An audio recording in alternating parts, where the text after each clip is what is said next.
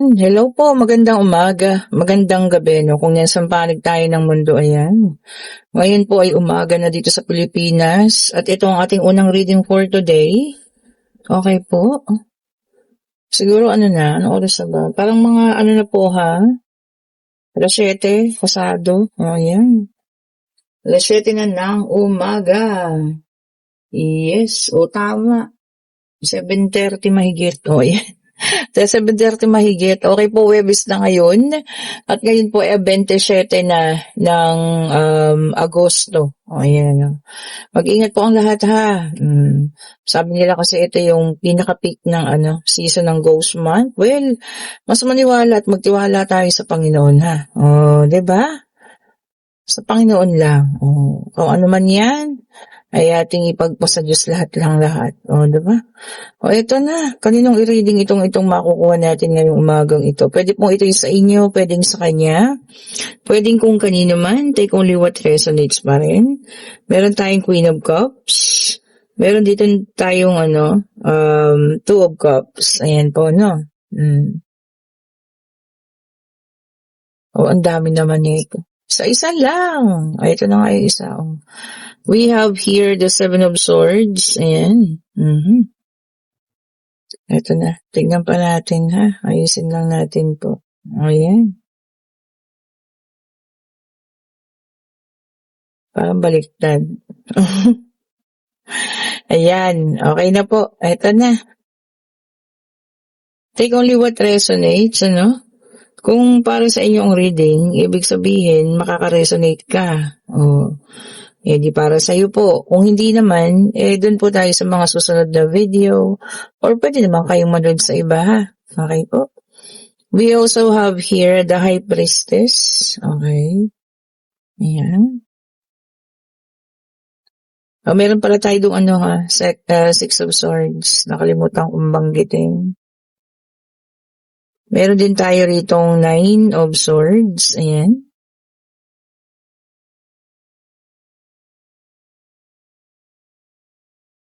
Meron tayo ritong Wheel of Fortune. Okay.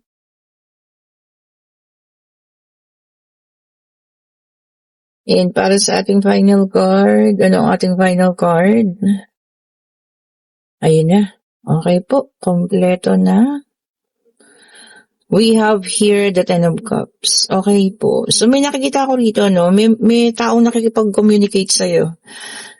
Ayan, ang taong ito, nakikipag-usap sa'yo, ayan, parang friendly kayo, ayan, Bessie, Mars, o kung ano man ang tawagan ninyo, no?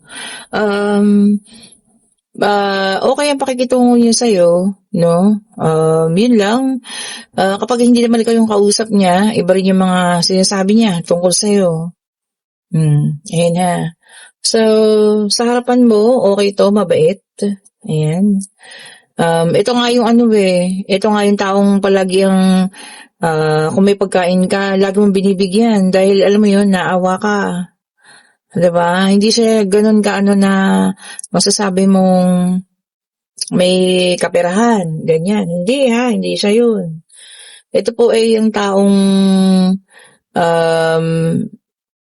medyo may pagkadaldal din, Ayan, maraming kwento-kwento. Pero, ganun din kasi, pagdating sa ibang tao, ganun din, kinukwento ka rin niya.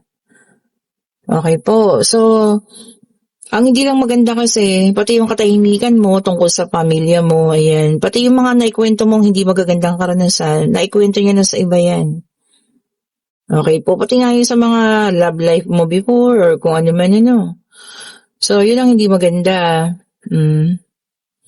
Alam kong kilala mo siya, ayan because High Priestess, daramdam kong alam mo naman na kung sino ito, Kasi nga, siya rin yung taong laging umuutang sa'yo. Diba? Yung laging humihingi, laging humihiram, na kapag kakinulang, pahiram muna ako, babayaran ko sa Lunes, ganito, ganyan. Sa Martes, Sabado, Linggo, hanggang sa nakalimutan na. Siya po yun.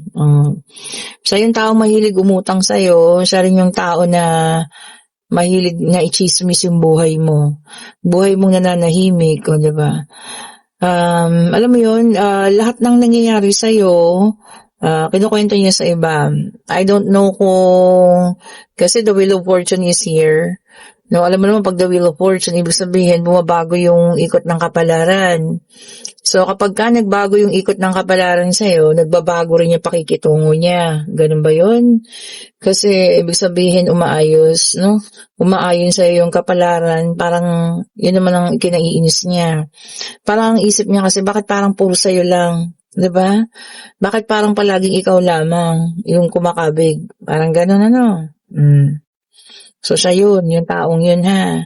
So eto na nga, kahit na alam mo yun, napapakinabangan ka niya or what, pero hindi pa rin maganda kasi sinisira ka niya sa ibang tao. Okay po, kung ito po'y natutunugan na ninyo kung sino ang taong ito, sabi ng baraha dito, may karapatan kang umiwas, no?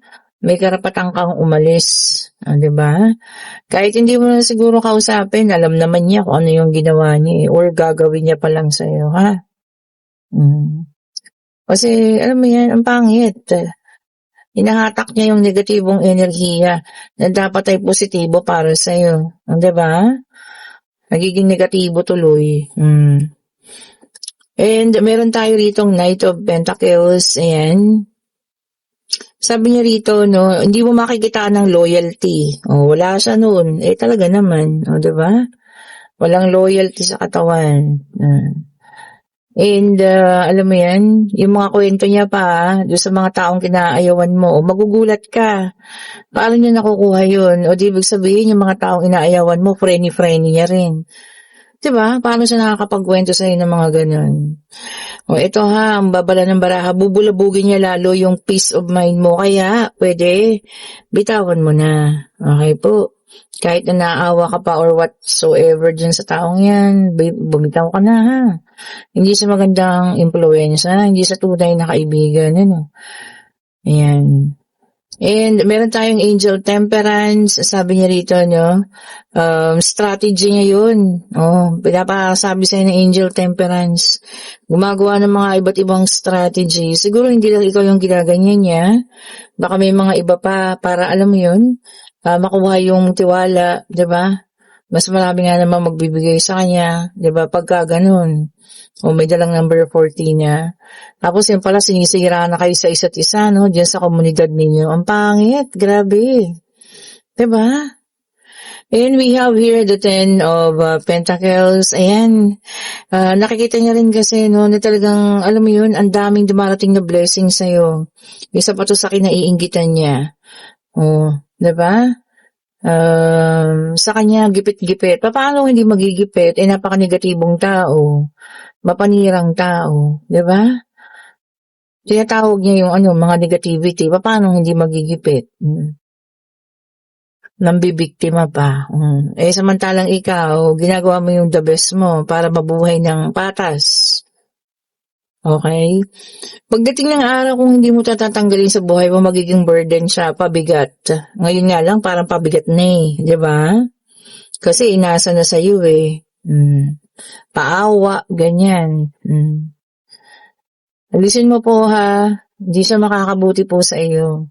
Kasi sisirain niya yung peace of mind, yung katahimikan ng buhay ninyo, ng pamilya ninyo ha. And meron tayo ritong the star. Okay po. Ito maganda ha. You will be healed. Maghihilom ka rin naman sa mga ganitong klase ng tao. No? At pag naghilom ka, huwag ka nang babalik pa. At huwag mong balikan yung mga ganitong klaseng tao ha. May dalang number 17. Hindi sila worth it po ng iyong oras, no? Ng iyong kaperahan, ng iyong attention. Hindi po ha. Magaling yan lang sila kapag may kailangan sa'yo, pag may mga, mga bago siyang kuning mga impormasyon, para i-chismis niya naman sa iba. Ang ganda Two of Wands, choice, pagpili. Dalawang landas yan na pwede mong pagpilian, di ba? Ano gusto mo, yung masira ka ng tuluyan o bumitaw ka dyan sa klaseng ng taong ganyan? Di ba? Nasa sa'yo po yan ha. And we have here the Nine of Swords again. Tignan mo ha. Pwedeng makapagsalita ka pa rin ng hindi maganda, no? Kasi masasaktan din siya. And ikaw rin naman. But, alam mo yun, awakening na yun sa'yo. Magiging pag-gising na yun para sa'yo. Para alam mo yan, talagang bitawan mo yung mga ganyang klase ng tao. Okay po. Birahin mo yun ano, pinapahiram mo ng pera, pinapakain mo, binibigyan mo ng kung ano-ano. Tapos 'di ba, nakakaya ka pang i-backstab, nakakaya ka pang, ikuwento-kuwento yung mga dapat, pansarili na lamang, 'di ba? Kinukuwento pa sa iba, which is napakamaling-mali po nun. Okay, so ito kinuha ko na 'tong pangatlong deck of cards natin ha. Ito'y puwedeng sa inyo, puwedeng sa kanya, puwedeng kung kanino. Take only what resonates pa rin po. Tingnan natin. Ayun. And sa unang card, meron tayong Four of Swords, Air sign, Gemini, Libra, and Aquarius. Ayan. Sabi rito, paggaling. O yan, baka may mga galing sa sakit dyan ha. Ayan, magpagaling po kayo. O, 'di ba? Kung kinakailangan mo ng magliban sa trabaho, sige lang po, gamitin yung mga sick leave ninyo. Huwag kayong manghinayang. Alam niyo, isa lang ang katawan natin, sabi ko sa inyo ha, pag yan bumigay, o 'di ba? Kahit ayaw niyo pang umalis, umihiwalay sa katawan ninyo, wala kayong magagawa. Oo, 'di ba? So ingatan po ang ating kalusugan. And we have here the Page of Cups, water sign, Cancer, Scorpio, and Pisces. Ayan, magiging curious ka daw sa isang bagay. Pwedeng may bababalitaan ka or makikita kang isang bagay na mapupukaw ang iyong curiosity. O, 'di ba? Kung ano man yan, pag-aralan mo rin. Tingnan mo mabuti, no? Kung ano yan. And meron tayo ditong the Justice, air sign ulit ito. Ayan. Naka-reverse naman ang ating the Justice. May punishment. Oh, sino itong mga nagkasalang ito? Meron daw pong punishment na paparating sa mga taong nakapanakit ng kapwa nila tao. O, diba naman? And we have here the King of Wands, fire sign, Aries, Leo, and Sagittarius. So, meron tayong air, water, and fire. So, sa earth pa yung kulang, ano.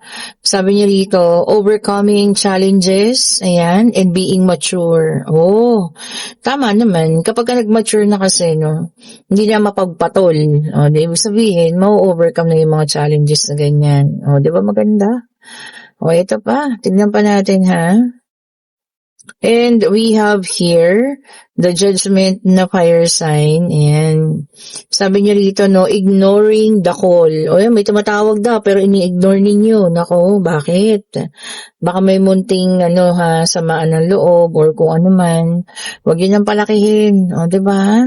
Huwag yun na pong palakihin ha. Kung sinong tumatawag na, sagutin mo na. And then, alam mo yun, kailangan yun ng mag-usap. Kasi pag pinalaki nyo yan, ako, sabi ko sa inyo. Baka kung saan pa umabot yan, di ba? And we have here the Six of Pentacles. Ito na ang Earth sign, Taurus, Virgo, and Capricorn. Ayan. Sabi niya rito, no, balance daw, giving and receiving. Ayun, na maganda.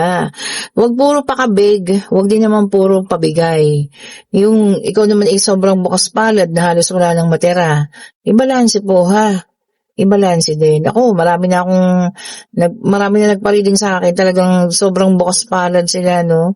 To the point na, alam mo yun, na sila mismo yung nauubusan. Lagi ko nga pinibilin sa kanila na, alam mo yun, pwedeng tumulong, basta may matitira pa rin para sa inyo, di ba? Lalo na yung ating mga OFW dyan kasi pinaghirapan niyo po yan eh. And we have here the Queen of Pentacles, Earth sign naman ito. Ayan. Tapos sabi niya rito na being practical. Yan ang tama. Maganda yun. Practical sa lahat ng mga bagay. Kasi pag practical ka, mas malaking matitipid mo. O, diba? Being so practical po. At ito na ang ating final card sa third deck ng card natin. We have the Seven of Pentacles, Earth sign ulit ito. Ayan. Sabi niya dito, no, rewards and results. O may mga resulta raw na darating at may kasamang mga rewards. Oh, ang ganda. Baka iniintay nyo na yan ha. O kung ano man ito, in-applyan nyo yan. Trabaho man ito, pagkaperahan man yan. Ayan na raw po yung resulta. At merong rewards. Ibig sabihin positibo. Naging, kung in-applyan ko yung loans o kung ano man, ibig sabihin pasado. Diba?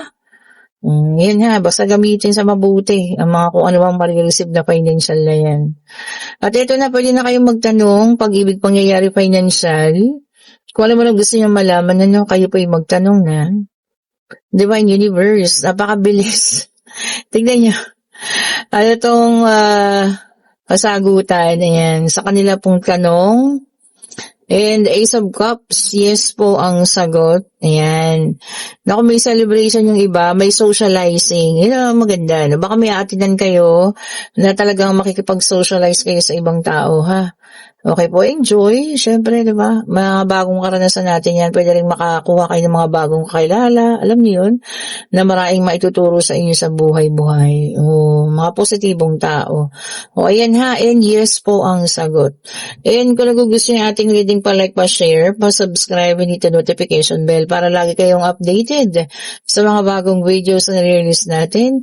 At kung kayo yung biktima ng taong ito, no, na alam mo yun, ang lakas ng loob niya ikwento ko sa iba, pero kung makautang sa'yo, ganun-ganun na lang.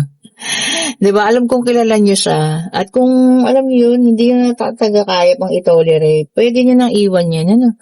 Hindi siya makakabuti po sa inyo. May mga bagay na at mga bagong taong darating pala mas mainam at mas mabuti po, ha? Okay po, and kung nagugustuhan niyo ang ating mga bracelet naman, ayan, mag-order na kayo, ayan, baka maisingit natin bukas. At sa lahat na may gusto ng private reading sa Friday, no, bukas po, kayo po yung mag-chat na, napakagandang araw, 28, At para mabigyan ko kayo ng ano po, ng tawag dito, ng schedule, no? Kung anong oras kayo. Ayan. Madami-dami pa naman ang ating mga slot, ha? Okay po, mag-ingat po kayo kung saan kayo pupunta. Pabugso-bugso yung ulan. Naramdaman niyo ba yun? Parang may bagyo na may hangin. Pero saglit na saglit lang. Lagi pong magdala ng payong, ha? At ingatan po ang inyong sarili. Stay po sa lahat. Ayan po, bye-bye po sa inyo.